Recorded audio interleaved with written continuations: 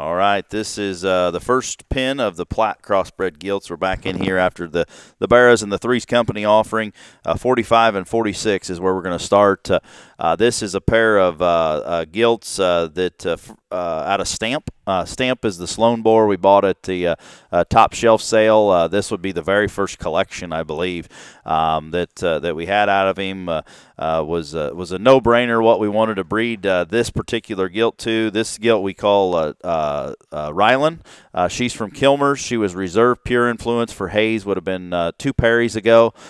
She was reserved to the other Kilmer Jordan gilt, and this Rylan sow, the mother of these, is a very decorated litter. She's a litter mate to Keep Cool there at Chaz Days there at Top Cut.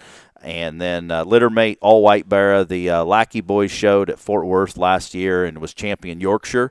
And then the Trace Amigos sisters there have another litter mate gilt. So that litter was awesome, depth and quality, and tricked out times up as the way that pedigree reads. Actually ties in.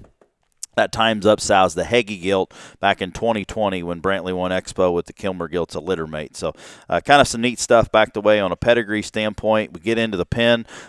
This is a pair of pigs that I really like. And we sold a blue bear and a blue gilt at the Canal open house sale that or farm sale, I guess is what it was called there, that Austin took over there for us. Were received extremely well. Those were a little bit bigger at the time.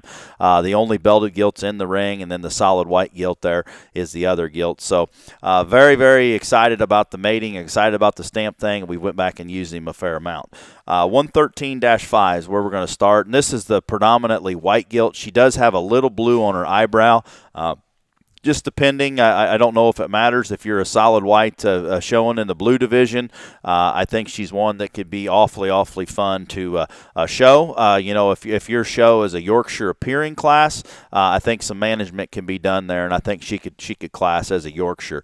But get past that, she's an awesome built gilt, very attractive, flag-tailed, shapely, and very attractive in terms of her head and neck, and her pastern set's good. She's heavy boned. She's going to have the extra hair on both sides at that pedigree, and I think a gilt that's just going to feed extremely well. Market breeding, I think you can feed her and maintain her on what you want to do just in terms of the bucket. If you want to push on her a little harder and make her either way, I think she's very dual purpose on those regards. But resale value, sow value, I think is going to be awfully good when it's said and done.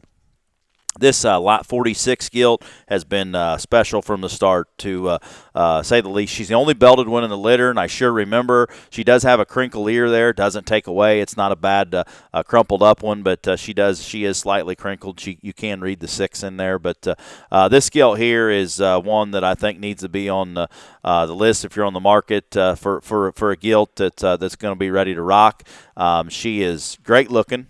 She is still very proportional, good-bodied kind of a gilt with great shape and muscularity. She's square coming. She's square going. She's one that I think is going to feed because she's got all the basics covered with some of the extras, with a great set of feet and legs. I think a feeder's dream, but still one that's going to be an incredible kind of a sow. She lasts a good while. I think she's one that you feed her how you want to. If you want to show her in April and get ready to rock, I think she's an option there. I think you can dial her in for whatever show you want to. I think a very special kind of a gilt there in Lot 46.